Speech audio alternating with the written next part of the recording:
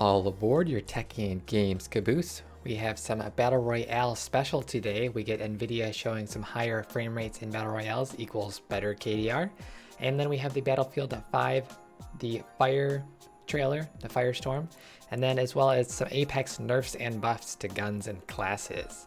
So let's start off with Nvidia and unlocking your full potential, how higher frame rates can give you an edge in Battle Royale games. So this is pretty interesting. They have some data and everything to go over, but high FPS leads to better results. So basically from your mouse, when you're trying to get that headshot on someone, you gotta click. It has to then go to the input driver, game engine, DirectX render, GPU, and then your monitor's hertz refresh rate display scan basically.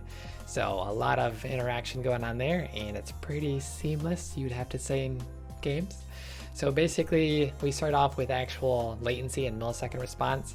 This is a integrated GPU, the HD630. This is just a regular CPU. If you don't have a graphics card, you're getting a 118 to 106 millisecond latency, and this is obviously you'll be better with a lower millisecond response.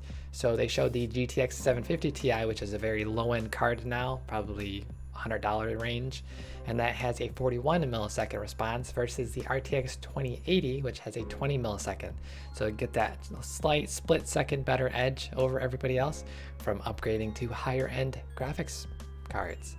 So, and then we also get into the higher FPS a little bit. So high FPS and basically is going to give you a better KD ratio, so says the stats, which we're going to go over.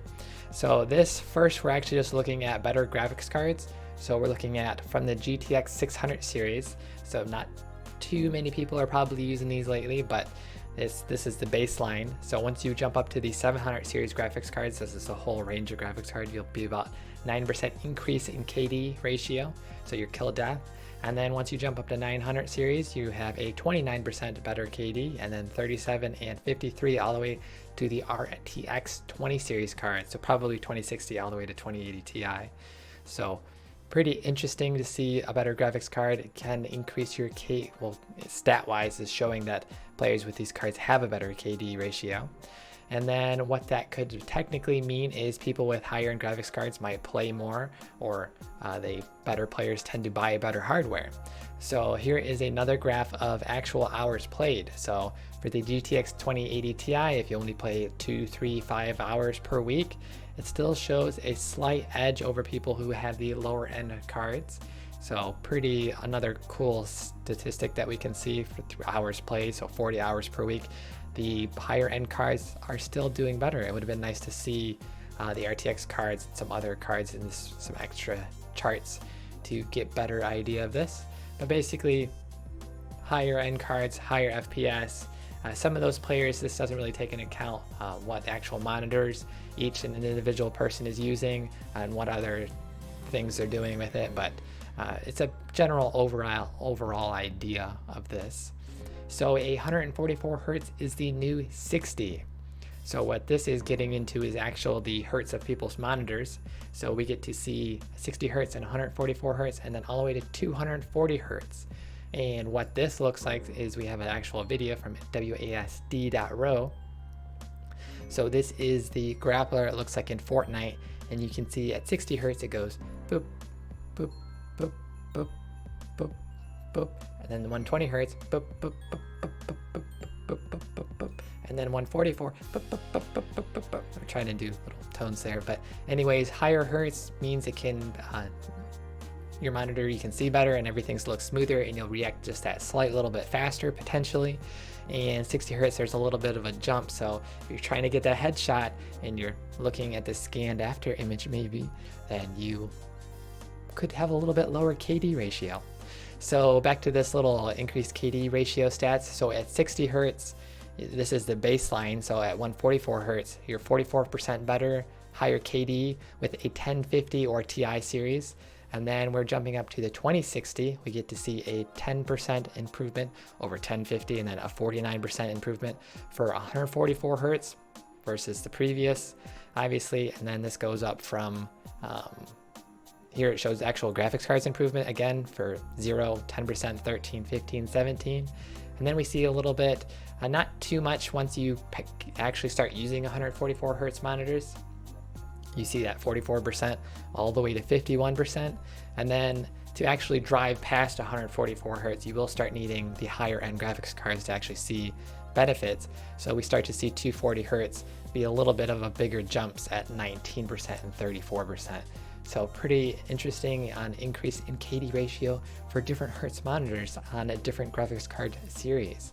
So pretty interesting overall. And then unlock your full potential, and they go into some actual game stats. So recommended graphics card for high frame rates. You're looking at a 1660 Ti for pushing that 120, not quite 144 hertz, but we also see 144 FPS. And then you're getting closer with the 2060, and then 2070 you're hitting 144, and then 2080 and above. And then you'll see some 1080 Ti cards also be somewhere around in here, more towards here, but pretty interesting. And then Apex, and then Apex Legends, you get some specific stats for this. We get to see 50 million players. We already knew about that 1 month after release, so this is pretty popular. And then the RTX 2070, you will be able to play at 144 hertz, so quite above that. And then in action, it'll probably jump around a little bit, but different numbers for Call of Duty as well. You're looking at a 2080 Ti or 2080 for the 240 FPS monitors, if you're going for that style monitor. And then Fortnite, you're looking at 144 FPS with a 2070 all the way to 2080 Ti. And then depending on graphics settings, these are mostly high setting graphs, so pretty interesting for battle royales, pretty crazy. And then we have even more battle royale news with Firestorm. This is a leaked trailer from Reddit, and we get to see a whole 130 minutes. This is Walrus owner posted this, and we get to see a couple cool things from this. Fighting for your life, basically. I believe this is 64 players. We'll get some leaked data mines in a second, but you will parachute in, apparently, as the narrator says. And it looks like a pretty big map. There's some trains going on, picking up loot. That's what a battle royale is. So there's some safes you want to go for, and objectives to get reinforcements. So we'll talk a little bit more about that in the data mines. There's some vehicles you can get, obviously tied to some objectives as well. And then there's anti-vehicle weapons, obviously. And then what else do we have? Common, rare, and epic, so 3 different qualities. And then potentially starter gear, so technically a 4th quality, but we'll have to look at the data mines again. We have some ammo. Here's inventory management. There's, it looks like 6 styles of ammo. And different size backpacks. We see that in some other battle royales. And what's interesting about Firestorm is about the downed state. So no respawns, but you can see you can still attack while you're downed. So this is pretty interesting take on the down state in battle royales. You can still fight for your life a little bit. And we're not sure how this is going to work if you're in solo mode, because there's going to be 3 modes it looks like. And then if you're in solo mode and you take someone out, you're still bleeding out, can you res yourself, or would you rally at that point, compared to having in duos having your teammate come and res you from this in this Firestorm mode. And it also mentioned that it was balanced, and it didn't look like there was going to be classes at the beginning, so we'll have to see how that goes. But jumping over to the data files that were discovered by Temporal, which is showing some really cool stuff from the game info. So we're looking at 3 different variants: solo mode, duo, and squad, 4 players, and it looks like 64 people per match, so a max of 64. And then typical battlefield classes, it says here, this is from the game files, but the trailer does say balance and everyone will be on an equal playing field, so it doesn't look like classes, or there might be an extra mode for that in the future. So we'll have to see where that goes. Some LFG, you parachute in from a plane. We already saw that from the trailer. If you get a shot at an enemy in a down state, you can crawl, and then you can still shoot, it looked like in the trailer as they mentioned. So you can still fight. Inventory, store your loot. What else do we have? Better backpacks. Here's some weapons categorized through 1 through 4, so we definitely saw 3 qualities, and then potentially starter equipment like it notes. And then weapon specializations, again, not sure if that's another game mode or how they're going to do the balancing in different types. Healing and armor. And then here are some vehicles. This is going to be tied to some of the objectives / safes, which we'll go over in a little minute. But it looks like the Tiger and Valentine are mentioned specifically linked to Firestorm, where the other different style ones. We're not 100% sure from the files. Then reinforcements is what is interesting for this. You can unlock and call in reinforcements following are present. Artillery strikes, vehicles, danger zone, not sure on that, supply drops, strafing run, and V1 rocket. So you can call in reinforcements and get different benefits, airstrikes, and some supply drops for more gear. So you'll have to definitely go for some of those objectives if you want the better weapons, most likely from supply drops, usually higher rarity gear. And then you'll get to see statistics. Obviously most games are doing this now, pretty much all of them. And then end of round, so at the end you'll get an end card screen with all your damage, and then a comparison screen, so different objectives there. So pretty cool for Firestrike. We're not 100% sure when that's coming, but sometime in March was from the previous mentions and Battlefield trailers and such. So that will be pretty fun. And lastly, in Battle Royale news, we have Apex Legends, which had a update yesterday, which nerfed a couple things, and they're going to be buffing classes. So starting off, how we think about live balance at respawn. So basically they're going to do minimal, less frequent updates that impact balance, obviously, so people can master the game and they don't have to keep learning everything, like how Fortnite updates every week and adds a new item that you have to master, like a flying floating board, or the new treasure maps, which isn't really super masterful, but you'll have to find them really fast to get some good gear. But they're going to do it in incremental steps, it looks like, as little as possible.